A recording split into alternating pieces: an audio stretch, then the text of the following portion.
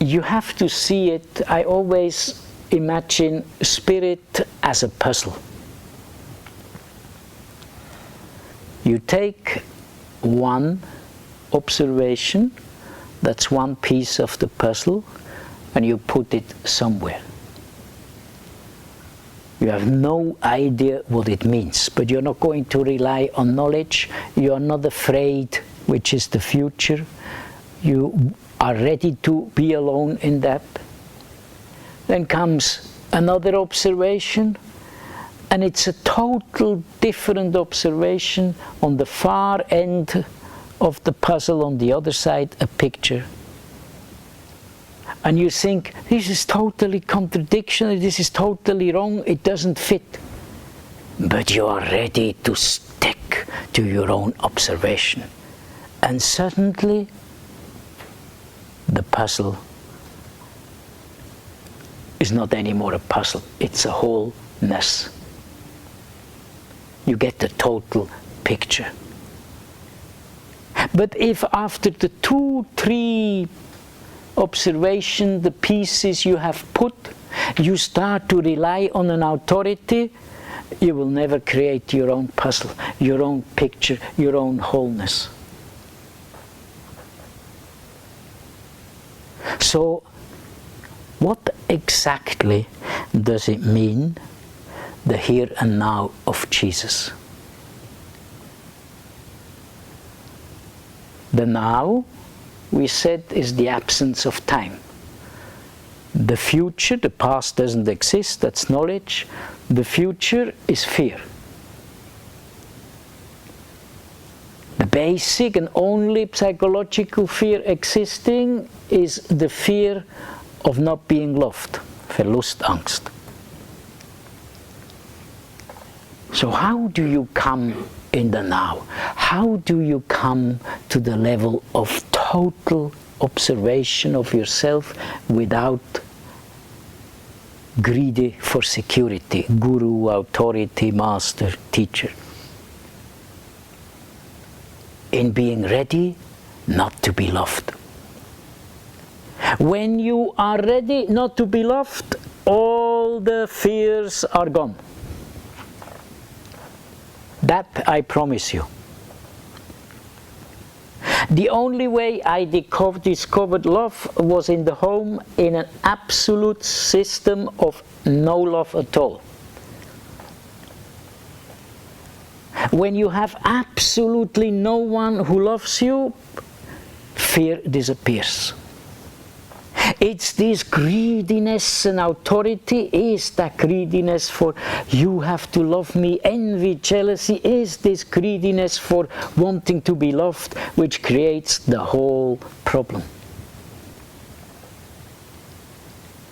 And let me explain and say once more, I have said it 100 times, I like to say it again, you can be loved as much as you want as long it is not love radiating from you. You will not be happy, joyful, peaceful through being loved. It is not the love you get from others which brings you to spirituality.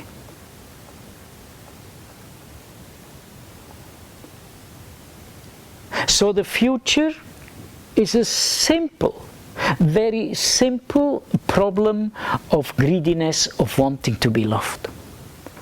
Once that gone, conflict gone.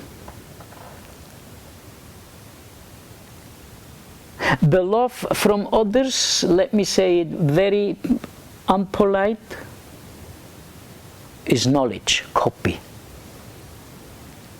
Because, watch, they can feel their love for you, but you are only a mirror of that. You have to feel your own radiance. The sun shines on the earth, creates, let's say, the warmness, the light as love for the flowers, for the earth. Beautiful. But the flower has to come out by itself. It cannot rely on the sun. Otherwise, every evening the flower would start to behave like a human mind. I need to go to therapy, it stopped love.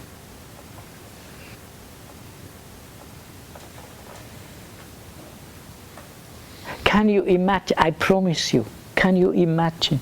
Just stop the greediness of wanting to be loved, and there is no more psychological fear.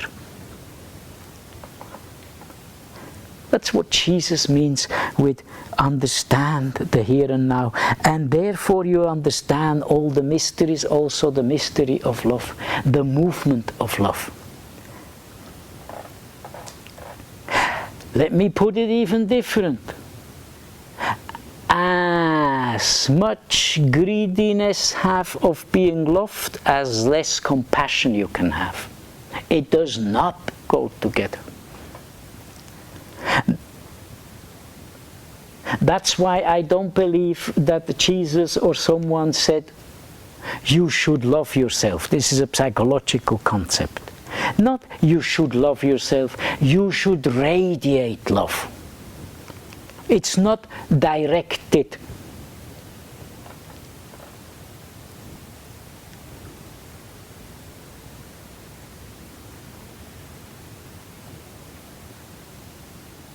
So is it possible? I promise if you just can make that step, you move, we talked yesterday about liberation, to a tremendous forward into liberation, the great way. Just stop this greediness for being loved. How much energy is spent in, does someone like me? Do they appreciate me? Do they? It is not about them. And as long that pattern is working, you can also not start to be without authority. It is not possible. Therefore, you cannot be free.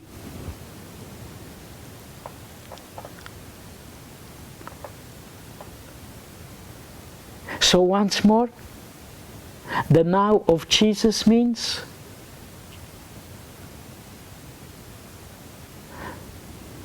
stop the greediness for love, therefore no more future, therefore no more psychological fear, therefore all the business of jealousy and envy, authority gone, therefore a total ability, awareness, energy to observe oneself.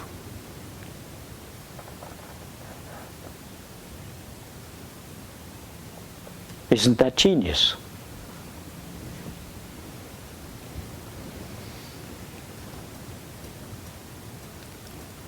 I had to learn it the hard way.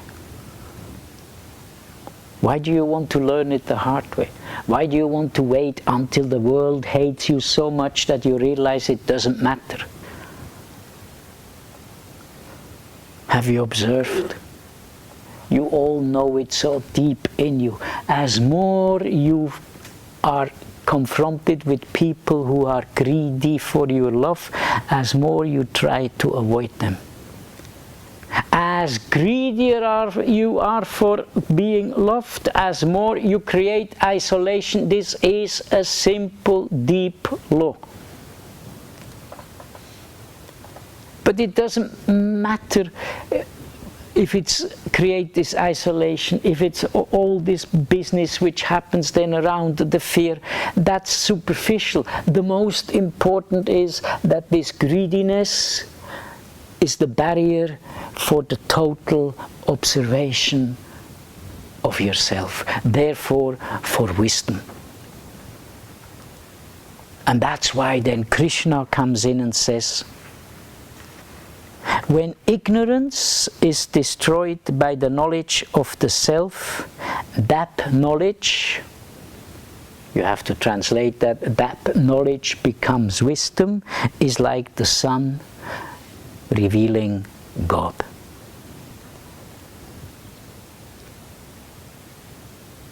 Ignorance means that attitude of that you can rely on an authority, that you can rely on knowledge, And we said, why you do that? It's because the greediness of being loved.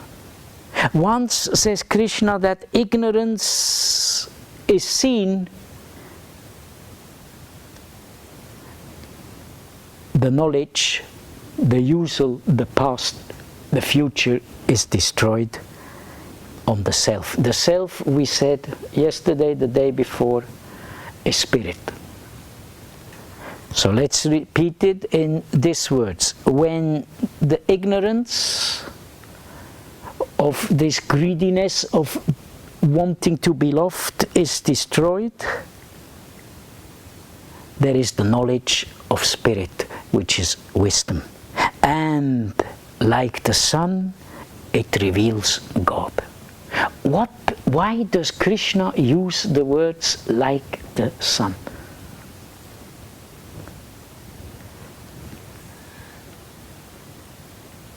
It is a metaphor for light. And watch the beauty about light. Einstein was one of the first who put a mathematical formula about light.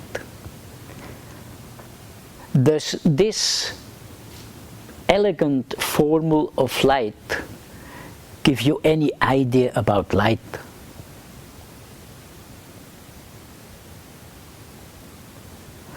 Does the elegant formula of the new quantum physics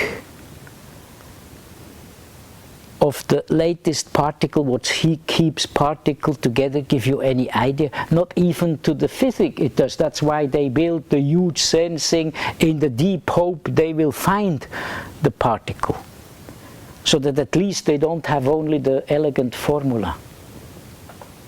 And does light have any form? Is light an object? Krishna uses the sun, which reveals God, because the light cannot be seen as a knowledge. The formula will not give you the observation of light. It cannot put in a form. You cannot take light in a box and sell it. You can also not analyze it really. It has no object. You can also not say, I love this part of the light.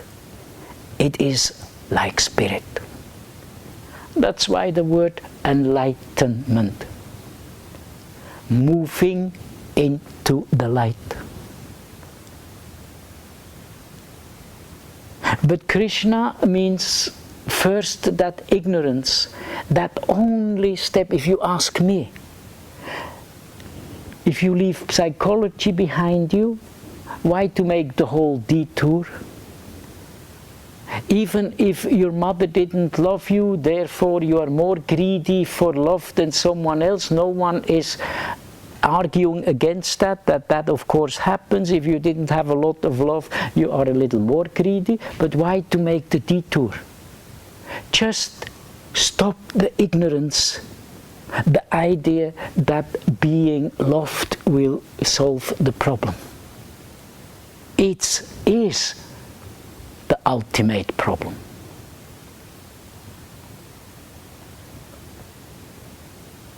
Do you really think, when you go deep in it, I said earlier, the Muslims and the Hindus fighting about a word, if Allah or Krishna or God. But if you go a little deeper, do you really think a war is carried out about the word? That's the superficial excuse. It comes out of this deep greediness. You are on my side, then I have the feeling you love me. If you don't do that, I kill you. It is not about being a Muslim, a Christian, a Russian, an Indian. It is about this deep greediness. You first love me, or I feel bad, therefore I kill you. Every war, even if there are some people who say war is done by economy, oil, etc. Every war at the end is a war of that greediness. Do you want to be part of that? That's what Krishna means with ignorance, and he promises once that ignorance is seen, the knowledge, the past, the future is destroyed, and like the sun, God is revealed. And that's why Buddha then continues in saying, the wise man who sees the world as an illusion.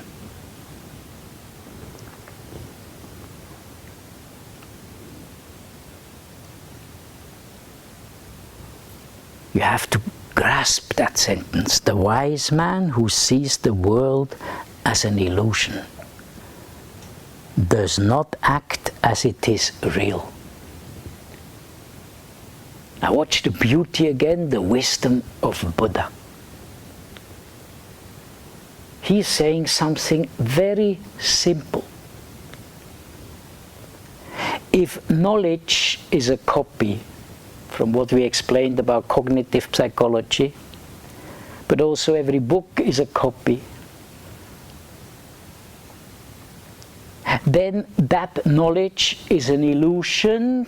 Watch carefully, not in the naive sense of the Maya term that things don't exist. Knowledge exists in reality, but it is an illusion because it never fits totally your observation, the moment, the living. Past and future can only be lived in the now.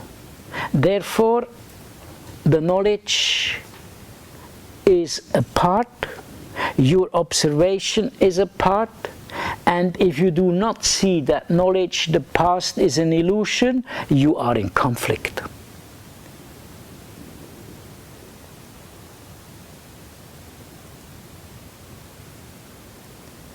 The knowledge, that means illusion, only mirrors you half of the reality, never the whole reality. For the whole reality, you need your, at the moment, actual observation. And that's why Buddha says the wise man, he doesn't say the normal man. He says the wise man, someone who has seen and understood, as what Jesus has said, or Krishna, that there is to have to deal with that ignorance about the future. In my words now, the wise man is when you see that all psychological problems, let me repeat it, all psychological problems come out of the greediness of being loved. Then he sees that this is an illusion. Because it's half of the reality. And now listen, beautiful.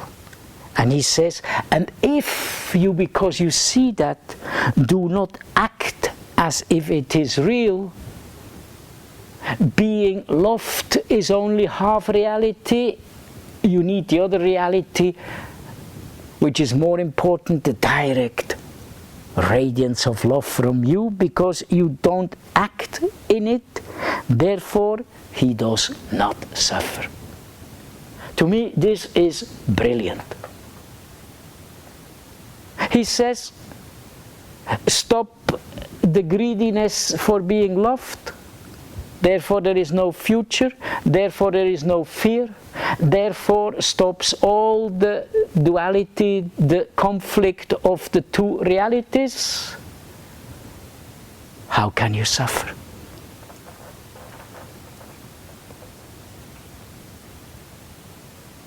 You see, that's why I love deeply Jesus. To me, he is just a tiny little further than Buddha. In Buddhism, you still have to make an effort that you don't fall in the trap of a next life. Jesus says, in fact, with the word to forgive, with the word, the movement of what is going to happen with love. In fact, he says, do what you want. the mercy, the love of God is 1,000 times bigger than how you behave, so you anyway will land in heaven. Have you ever heard Jesus talking about hell?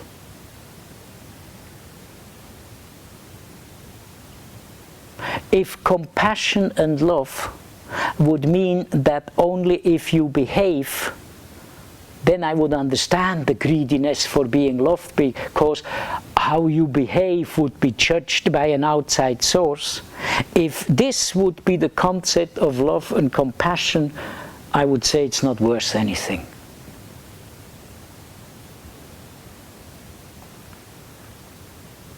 But Jesus said very clearly, you will be forgiven. And he doesn't say under this and this conditions. That, of course, is the death of any church. If the church preaches, don't bother, just be relaxed. It doesn't matter if you make a mistake. It doesn't even matter if you come to the church. Jesus' fundamental message is, you are forgiven. Who the hell needs to go to church?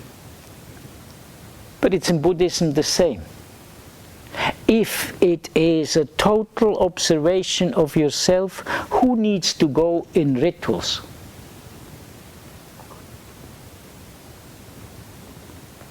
And Buddha says, therefore he does not suffer.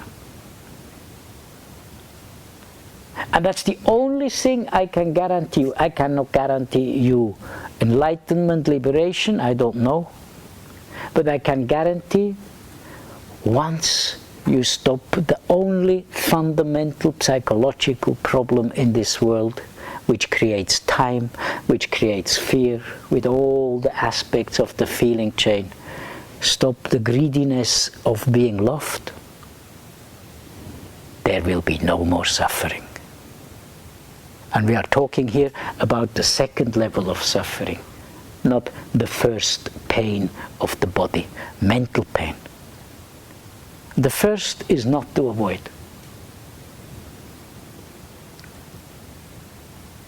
And then Lao Tse continues in saying, the wise person sees and hears like a child.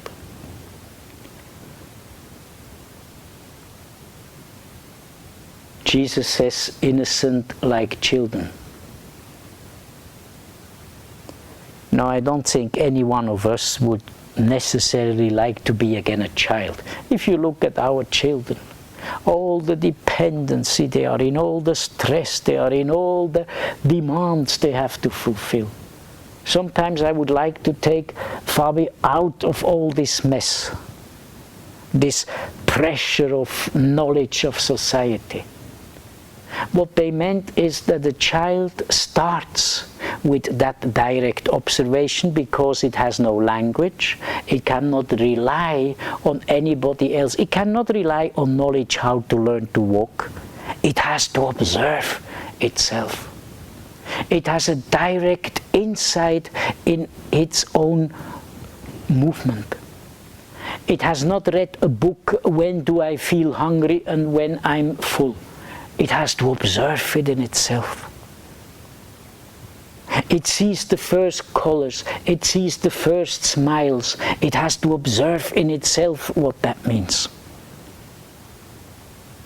Jesus and Lao Tse just mean you have to move back to that part of innocence. Not all the other things. Would you like to be again in purity? They mean just back to this direct perception of yourself. And have you observed, children, that what in a silly way Spitz and Piaget then tried to pathologize as the Trotzalter, the stubbornness phase. What is the stubbornness phase of a child? The saying, even if now you start to bring knowledge in, I stay in the observation of myself, even if it may be wrong. Beautiful. And with the time, it is crushed. With the time, they give this phase up. Let them, as Kalan Gibran said, let them be free. Don't more than necessary push them. They're already pushed enough by society and school. But at home, leave them free.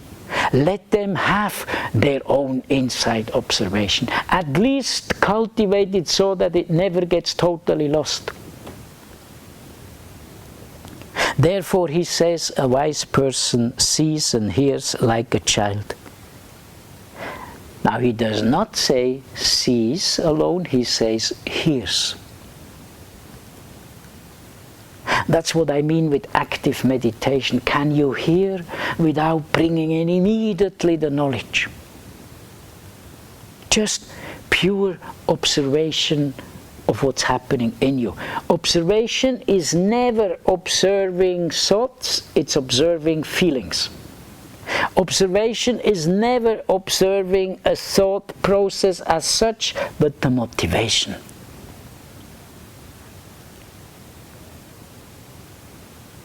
Spirituality is not observing the outcome of something, a thought, even a feeling. It's observing the source, the root. That's why he says he sees what is in front of him. Not a copy. Something in front, what is alive, he wants to say. What is at the moment alive. Not a copy of something. The past is always a copy. The future is always a projected copy. But does not judge or discriminate. Now this is very important.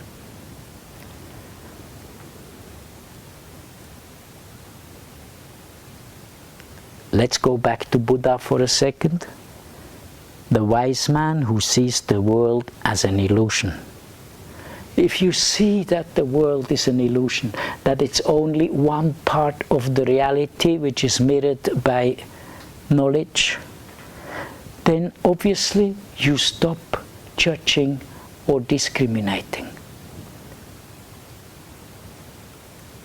If you look at someone, it doesn't matter how much you feel, don't get in the trap of all this energy business.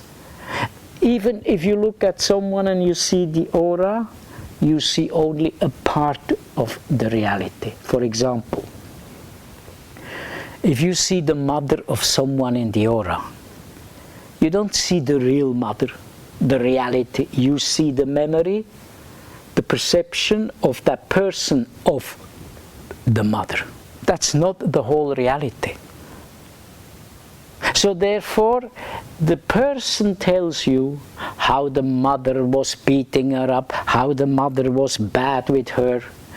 You see the mother in the aura, which is nothing else than the memory, the copy of the knowledge of the person who tells you this. You cannot judge the mother or discriminate her because you only see half of the reality. Ask the mother and you have a different story. And even if the mother would tell you, yes, I know, I was a terrible mother, I was beating up my girl, I abandoned my girl, you would see only half of the reality, because beyond is her motivation. What was her motivation?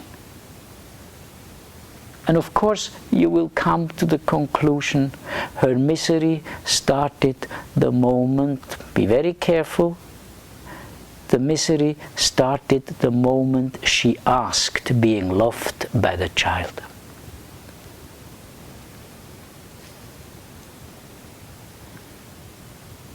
I deeply, out of my observation, believe as more your greed for being loved goes towards the child, as bigger your conflict will be. You do not destroy a child by hitting. That's not good, you shouldn't do that. You destroy a child, and you don't destroy the child as a spirit, but that it cannot rely anymore to spirit by asking the child to love you.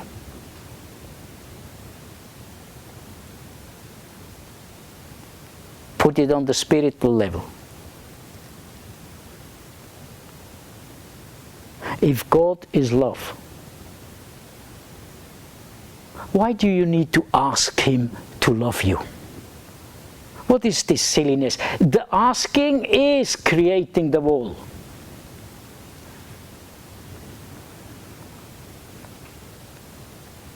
The wise person, says Lao Tse, who sees the things as they are, in Buddha's word, illusion, in Krishna's word, the ignorance, in Jesus' word, the here and now, and not being structured in time,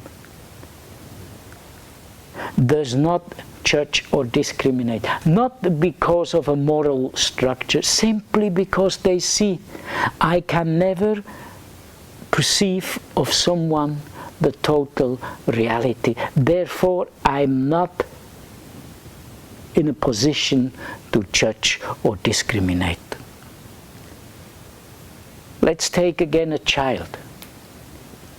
Your child behaves bad in your opinion, silly, which is of course difficult. Let's suppose you have a child who goes into drugs. It's not easy. But will you see the whole reality? You cannot see the whole reality.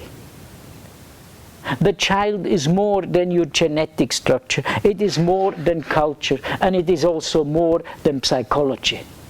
Therefore, you cannot do it. You cannot observe the child. You can only observe yourself. And the only way you can ease as much as possible what is happening is stopping wanting from the child that it loves you. But it's the same for with every. To come back to why it's so difficult from authority to move to friendship. Friendship for me means you are absolutely ready to be with the other person without asking to be loved. Otherwise, that's not friendship.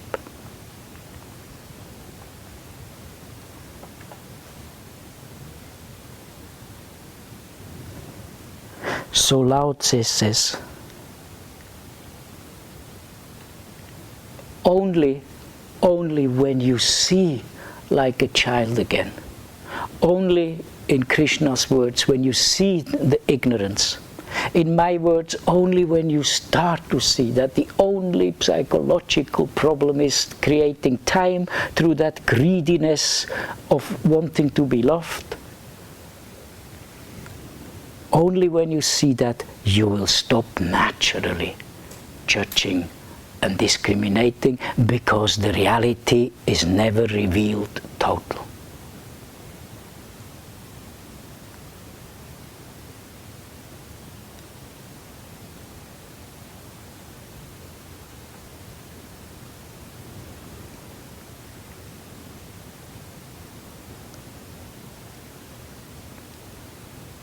And therefore, to quote once more Buddha, therefore you will not get enlightened, you will not get liberated, but the most important is not the enlightenment or the liberation. The most important is the ending of the suffering.